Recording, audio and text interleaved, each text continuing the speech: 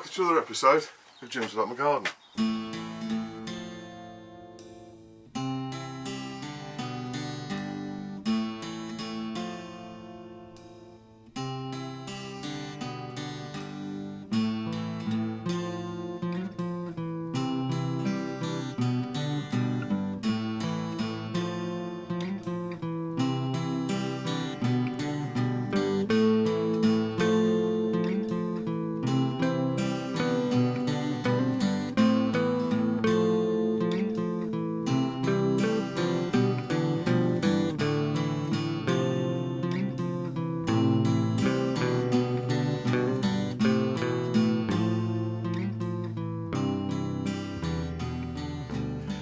Okay, so if you've ever watched any of my previous videos, particularly in the summer, you'll always notice that I've always got loads of these flowers down the front. Now these are calendulas. These particular seeds come from Johnson's. £1.50 from Sainsbury's these came from, and the nice thing about this is I've paid no tax on these at all, which is always good. So I always save my own seed from calendulas. Now I saved a load again last year, and for the life of me I can't put my hands on them, so it's this time of year I always put them in. So I can almost guarantee I'm going to put these in and I'll put my hands straight on the seeds I saved from last year. But anyway, I thought I'd get some fresh ones. This is a this variety is like a mix variety, and so there will be some colours in there that I've not got anyway. So anyway, they're calendulas are from the marigold family, and they grow kind of 2 foot high, and they're a really nice flower. They take almost no maintenance at all. You plant them; they're a very hardy plant. You plant them and away they go. They literally grow like weeds and wildlife. But anyway, I'm going to be using these little sort of plug type tray things that I've got from Wilko's. Now, as I say, these were £1, so that's what the cover looks like. If you're going to Wilko's, they're £1. You shouldn't be paying any more than that, and you get three for £1. Now, the one thing that you do find is these are a little bit flimsy. So what you need is a standard hard tray, and then just place that inside the tray, and you'll find that that's a lot more sort of sturdy. Now, to plant your calendulas, you're going to get loads of seeds in here. I don't know how many there are. 120 plants it says, so there's going to be at least, I don't know, 200 or 300 seeds in there. So I always grow them when I'm growing them like this. I always grow them in little sort of plugs like this, because I find you can just pull them out and sort of bob them in where you need. Now, as I say, they do grow reasonably big. They're about kind of 2 foot or so high. There are a couple of varieties. Well, it's probably more than that. So there's probably quite a few varieties. You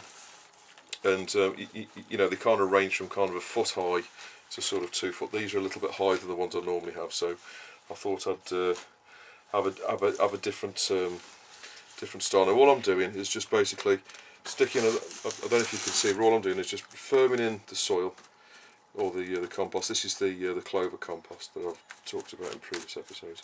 I'm just giving that a quick firm down. That's all you need to do. I'm going to take off the excess for now. So you want the compost to be reasonably firm. So I'm just pushing these down twice. And what you do by doing this, you make like a little indention. You don't want any lumps. You make like a little indention in there. Now, in the indention, the seeds are going to roll into the indention, if you like, into the little hollow that you're making with your finger. Now that's good, because what happens is the seeds will roll into the middle of the cell, so the knot at the edge, which is basically what you want. Now, calendula seeds they're a funny shape. They're like for want of a better term, they look a little bit like little worms, to be honest with you. I'll just cut this open so you can actually see what they look like. Get the scissors in there. Now these can be planted pretty much any time, really. I mean, you know, most certainly from what's it saying here. Oh, it says from March to June on here, but you could potentially plant these in February to undo. I have done in the past. Now I've actually got some growing in my front garden, and they've been growing there since last year. And there's loads of seeds all over the place, so they'll most certainly be, sort of growing through. Now, when I rotivated, John next to me, I rotivated his plot for him this week, and he'd got little calendula plants going up all over the place. So they will you know, they will most certainly germinate at this time of year, particularly if it's warm like it is at the minute. Now, that's what the seeds look like. I don't know if you can see that. They're like sort of small, sort of curly worms, and that's the actual seed there. Look. Now, what I suggest you do is in each one of these cells, put a couple of 2 or 3 seeds in each one. The reason being is, I mean, they are really good germinators. You know, you could get away with putting just one in really, but I'm going to put, there's plenty of seeds here. And they are the type of plant that doesn't need vast amounts of room. You know, if you have got a couple that are growing together, you know, they will sort of happily grow like that. And I think with calendulas, they're the type of plants, at least I like to grow them in like blocks. So you've got, you know, quite a few plants. You don't. It's not the type of plant where you just want 1 or 2 of them. You know, you want to have a few of them. So you know, the fact that you've got sort of 2 plants together. Now I'll be planting these out. These little plugs.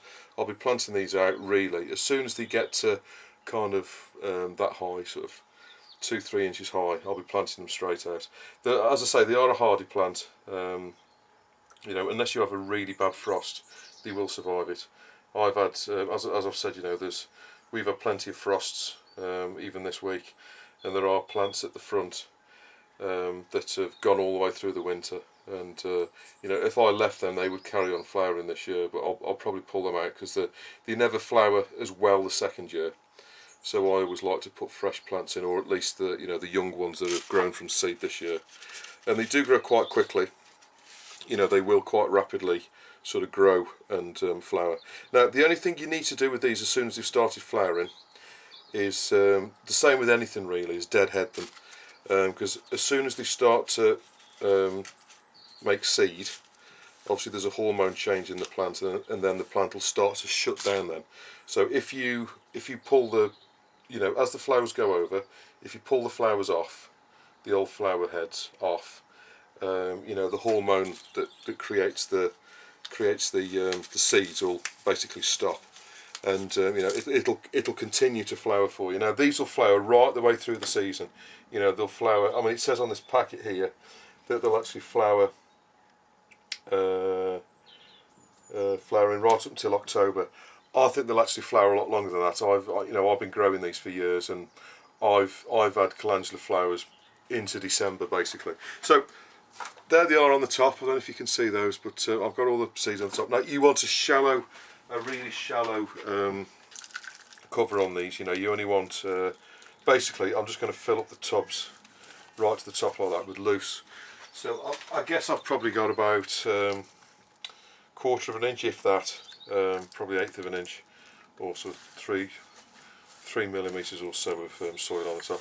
You don't need to be overly fussy with these. They're quite a resilient little plant, and they are very rewarding. You know, the flowers are lovely. There's no scent to them at all worth talking about. You know, they're not a scented flower, but they are really beautiful. And if you look on the beginning of the video, you'll see that on all of my videos there's a picture of the flowers like that.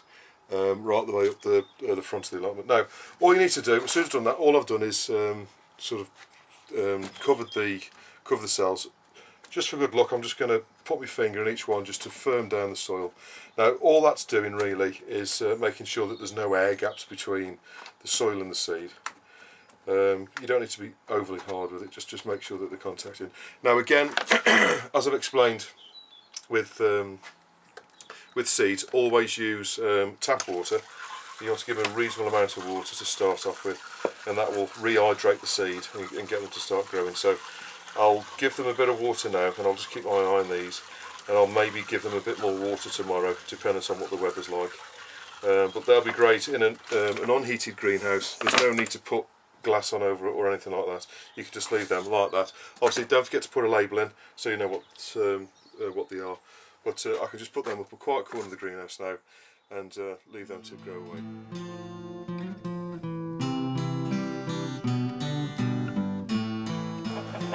Right, a quick update on the chickens. I don't know if you can see, but there's all blood all around the feeder there, which was a little bit alarming this morning. So I'll come in. The point I wanted to make was, I think it's this brown one here. It looks like a comb's got caught, or she's been pecked by one of the others. The things with chickens is, chickens have got this thing about the colour red. or at least most birds have.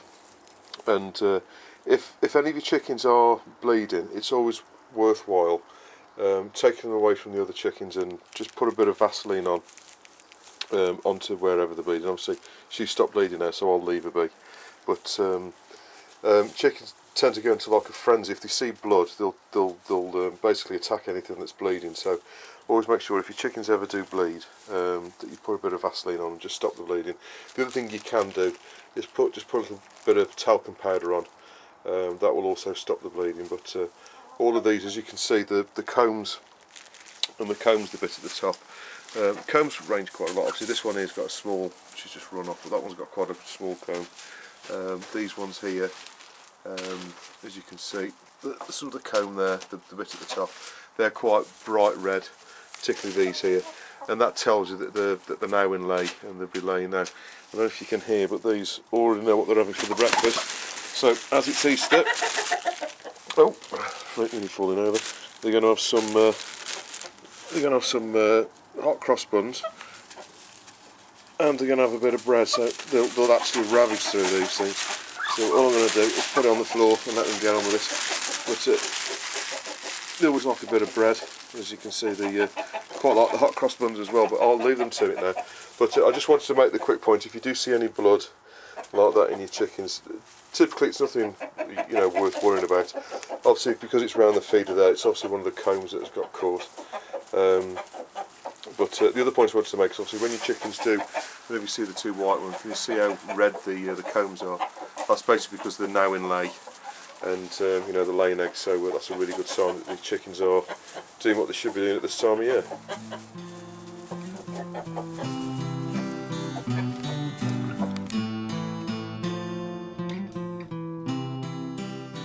Okay, so if you remember back last year in sort of June, July time, I was making a birdhouse out of a birdhouse gourd. Now birdhouse gourds grow like beans. They're like a sort of climbing plant, and obviously they're a gourd, so they're like, they're in the same group of plants as pumpkins and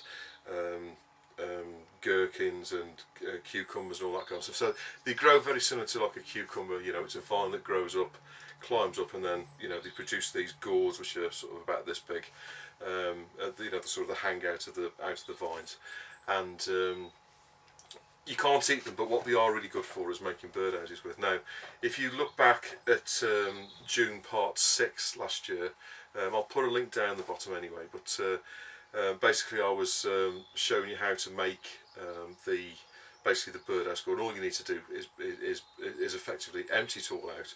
You need to dry it over the winter, and then empty it all of the insides out, the seeds and stuff, and then drill a hole in the side. Now depending on what type of bird you want to attract into the birdhouse, you make various size holes. Now if you want to attract blue tits, you need to make a 25mm hole in there. If you want to attract great tits or sparrows or anything, birds of that size, you need a 28mm hole, so not a massive increase in the size.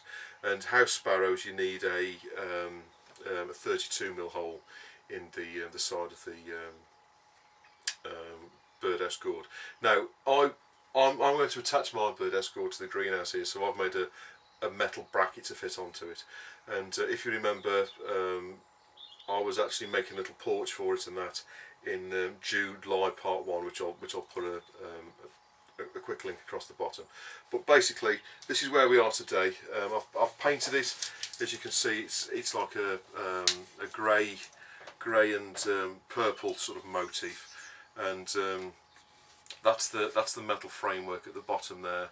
That's basically for the bird to land on. I've made this little porch out of some aluminium, just to stop the rain going into the hole. Now the hole there that I've actually made is a 28mm hole, so this is good for sort of great tits and tree sparrows, so they'll be able to go in there quite nicely. And this is going to fit onto the roof of the greenhouse. So I've made this bracket out of metal. You don't need to go to this type of length. All you really need to do is to drill the right size hole in the side after it's dried out, and put a peg in there like a piece of dowel. And if you go on to Google Images and just put birdhouse gourd, there are loads of images that have come up that show you how other people have made them. Quite popular in America. There seems to be quite a lot in America that you know, sort of do these. And then obviously if you haven't got this bracket arrangement at the bottom like I've got, all you need to do is drill a hole through the top as well and suspend it from a tree with a piece of string or a piece of wire or whatever, and that will suffice in exactly the same way.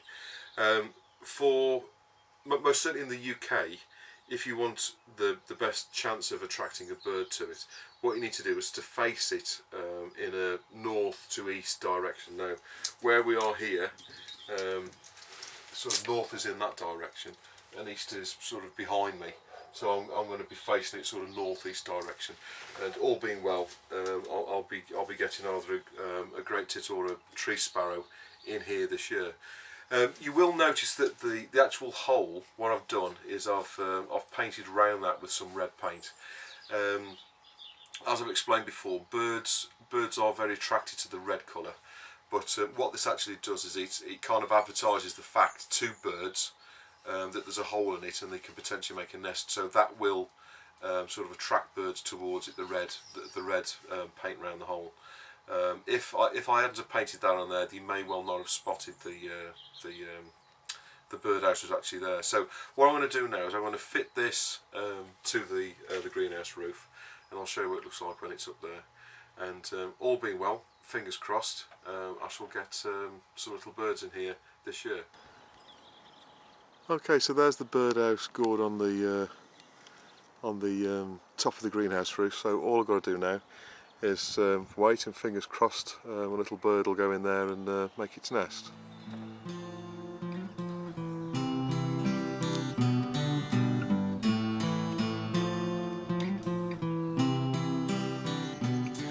Okay, on the birdhouse gourd front, I am going to be growing some birdhouse gourd plants this year. I'm going to be growing a number of them, and I'm going to be growing them down the back here.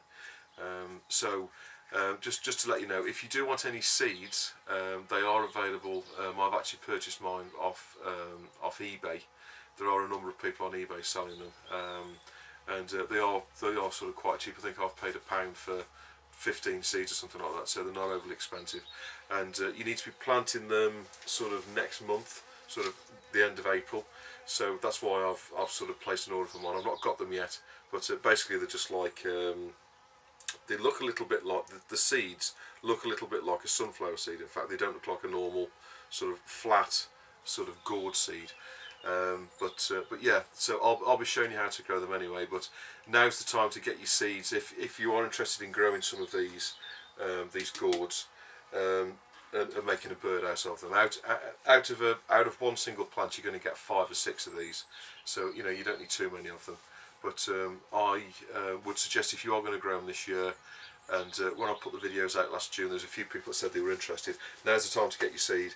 As I say, eBay, there's people selling them on there. If not, I've had a look around the garden centres, and I've not actually seen them in any garden centres. So I think you're going to have to go to either a seed catalogue or online to find the seeds to grow the birdhouse gourds.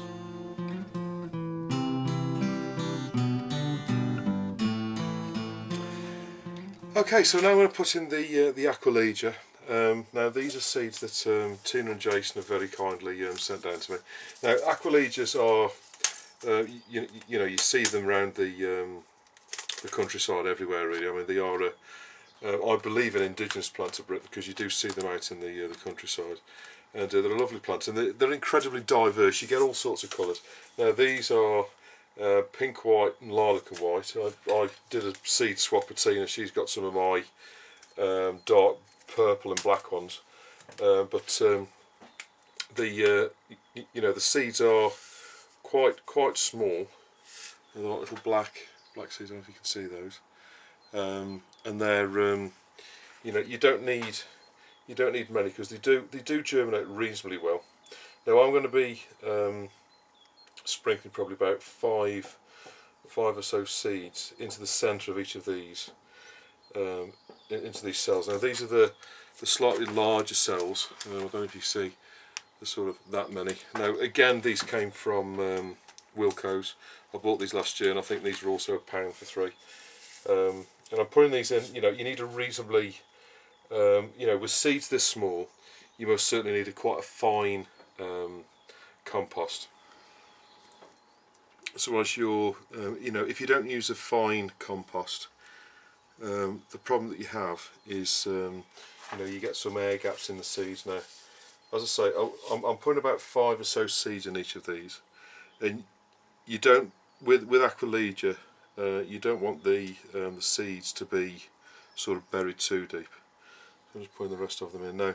All you want to do now is with a very, very fine sprinkling like this.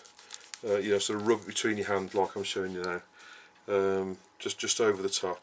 Now, I always think, if you're not sure, if you haven't got the original seed packet, as a rule of thumb, you always bury seeds about 3 or 4 times deeper than the seed is big, if you like. So if you've got a small seed, that means it needs to go in quite shallow. If you've got a big seed, like a bean or something like that, then obviously you want to plant those reasonably deep. Or like a sunflower, you want to put those an inch or so down. So I'm just pushing that in now,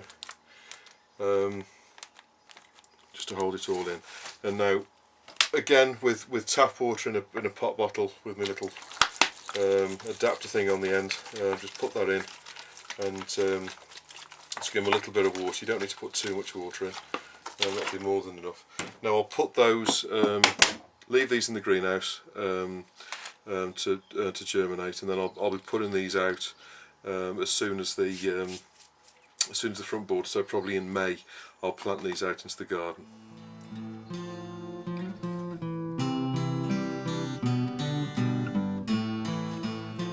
Okay, I just want to go through some of the comments and questions that have come over in the last couple of weeks, or the last couple of videos anyway. Thank you to everybody who's dropped some comments on there. I do appreciate that. The first one comes from Richard Griffin, and he was saying about the bottle watering. Hang on, I'll just get it so I can show you. So the top bit on there, and he was saying if you look on eBay, there's some on there. Now, I did look on eBay. There's quite a few different ones on there. The most expensive I've seen, one of these being sold for £7. I've also seen a group of 5 of them being sold for £4.49. However, the best place that I've seen them for sale, and this one comes from Lorraine Robbins. Thank you for your comment, Lorraine. If you go to Amazon, £4.25, and you get a little pack of, I think there's 5 in the pack. So they're all different ones. You get like I think there's 3 that are kind of like this. There's one green and yellow one like that. There's one red one which is the same, and I think there's another one that looks slightly different. But there's like a variety in there. But yeah, if you're interested in these, and these are great for watering your seeds and stuff like that, for keeping fresh tap water in your greenhouse. Best place I would suggest, as Lorraine has put in, is go to Amazon and just put in bottle watering or pot bottle watering, and this is what comes up. So £4.25. It's a money well spent, and you get 4 or 5 of them. You only need one, so buy some and then give some to your friends as presents. That's what I'd suggest. The next comment comes from Phil78, and he was saying about I was talking about the Cooper & Old fence paint, which has been on sale in Tesco's for the last couple of weeks, £5 for 5 litres, so it's £1 a litre. He was saying if you go to a home bargain shop, they're actually selling it at 9 litres at £5.99. I'm not aware of a home bargain shop near me, but yeah, if you have got a home bargain shop near you and you have to fence paint, now's the time to buy it. And they're doing basically £6 for 9 litres, so that's pretty good. Next comment comes from across the pond, and they were saying about the secateurs, that was a really good price at £3. I've not used them yet, to be honest with you. I'm hopefully going to use them later today to do a bit of trimming on the bushes and stuff. But yeah, I think £3 really for a pair of secateurs, you can't go wrong. Next one comes from Nigel over in Wolverhampton, Muddy Boots, and he was saying that he goes to Wilco's and buys a lot of his nuts, bolts, Colch bolts and all the rest of it from Wilco's as well. and he thinks they're really good. I've not looked in there for nuts and bolts, to be honest with you, Nigel. I always go to Screwfix for my nuts and bolts, but I always buy, you know, like a big box of, you know, whatever type, and you know, keep stock in the garage if you like. But yeah, I think if you just want a few of something, probably Wilko's is kind of good for that. And the last comment comes from Sandy Moth. Now, there's a comment last week or the week before about the ivy that you've got growing over your shed, and I've had a look in a few of my books, and I can't find a easy way of killing the ivy off. I think the only way to do it is, as I suggested last time, cut it off at the roots, at the bottom. And if you do want to sort of do any more than that, if you get some weed killer, get a systemic weed killer, you can paint where you've cut it off. You can paint that and kill the roots off.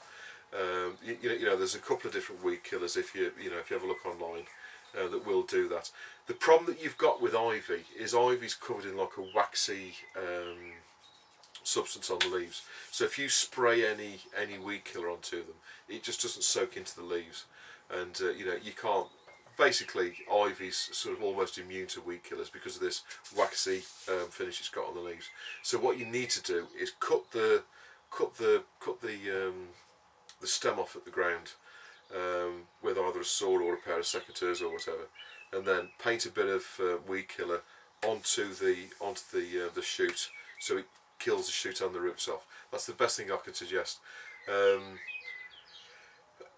I've been thinking about this all week, and I can't think of an easy way of doing it. I think the only way to actually kill the ivy off is to basically cut it off at the roots, paint that on, and then any shoots that you see coming up, just go around with your spade and just keep chopping them off until you exhaust the plant and kill it. That's the only bit of advice I can give you. I'm sorry, I can't think of an easy way around this, and I don't actively encourage weed killer, but I guess at times you have to kind of use them. And so what I would suggest is, as I say, cut it off and then paint it with some weed killer. That will kill the roots off. The only other thing you could possibly do, and I'm not sure how much of effect it would have, is to get some copper nails and dry it. I'm not quite sure how big the stalk is. If the stalk's kind of an inch or so across, what you could do is drive copper nails into it, and the copper nails will kill the ivy off. But that's potentially going to be a long term. The quickest way to get it is to chop it off the ground, pull all the top off, and get rid of it, and then put some weed killer on where you've chopped it off, and hopefully that'll kill what's in the ground and get rid of it. If I was you, I'd just fetch the lot out. I know you're trying to hide a shed with the ivy. What I would suggest you do is fetch the whole lot out, get rid of it, and put another plant up there. To cover the shed. There are plenty of other plants that you've got which aren't anywhere near as invasive as ivy. I could name a dozen different plants you could potentially grow up there, which will cover it within the space of the spring. Climbing plants and stuff like that you can buy. So that's the best bit of advice I can give you.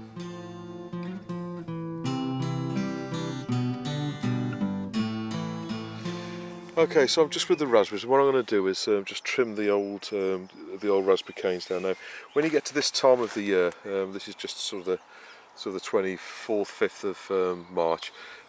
You will start to see the raspberries starting to shoot out. If you can see that little shoot there and here, so that's telling me that this piece is live. Now, there are two different varieties of, or two main varieties of raspberries. There's sort of autumn fruiting and sort of summer fruiting. Now, I've got a mixture of both types, so I basically just cut out what is dead.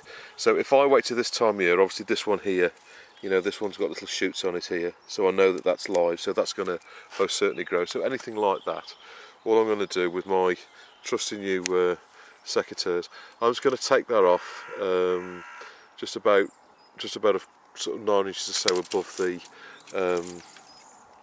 framework. Now, the reason I've taken it off there basically is just to, so if any of the wind blows, as the leaves grow out and the fruit starts to form, You know, it can get a little bit top heavy and sort of difficult to pick the fruit in that. So you know, that's nicely tied in there. So I've just taken off that sort of 9 inches above. You can leave them, but I choose to just take them off just above, just to tidy it up as well. Now the older shoots, obviously this one here, there isn't any sort of anything growing on that, so basically I can take that out, and obviously this is just dead wood. So what you do basically is go all the way to the bottom, like that, and then take that off as far down as you can get it, and cut it off at an angle, so if any water sits on it, it'll roll off rather than sitting in it. Now all I need to do now is just cut that piece of string as well, or I can just cut the stem. Now you can take all this dead wood out, and this is ideal for sort of burning really. You know, you can just, this will burn quite happily. So all I need to do is go along any sort of new shoots like this one here, where it's obviously growing. I'll just take that off as I've shown you, just above this framework, or you could just leave it. And any that are dead like this one here, you know, there's no fresh shoots on there, so that one's obviously dead. So I can just take out these sort of little stems here, get rid of those like that. And you do actually find, to be honest with you, at this time of year, if it is dead wood, just by sort of pulling it, or sort of bending it over, it'll sort of break off anyway, like that just does. So you know, the dead wood will just sort of break, and you can pull it out. So you don't really need secateurs as such. You can just literally go along and sort of pull it out like that. But I think it's cleaner if you sort of take it off with secateurs. So obviously any bits that you take out like this, just put them on your fire, or I wouldn't compost them because they're not going to compost down very well. You could potentially shred them, but I'd just take out any dead wood. Now do it now, obviously, because when the shoots start to grow, you're potentially going to damage anything that's still growing by taking the old dead ones out. So this is most certainly the last opportunity you'll have to take them out. And I always leave it till now because you can easily tell which ones are living and which ones aren't. This one's here is obviously dead, so I can take that out. And then any ones that you're going to leave in, this is also an ideal time to tie them all back into the framework or whatever you're sort of growing them against. And then by cutting all the dead ones out, it'll encourage the sort of new growth, and healthy canes for this year and next. Now what I'm also going to do is I'm going to, as soon as I've got all of the sort of dead wood cut out and I've weeded all these weeds out, what I'm going to do is put a layer of chicken muck along here as well, just for two reasons. Three reasons. One, obviously to feed the bushes. Always any perennials, you always need to mulch to make sure there's plenty of fertile matter in the ground. Secondly, it acts as a weed suppressant, so it'll stop any weeds growing in there. And thirdly as well, it'll hold the moisture in at the ground, so that the raspberries have always got plenty of sort of moisture to go at as well. So what I'll do is I'll just work my way along and cut out all of the dead bits like that, and then I'll sort of put them on one side ready for burning.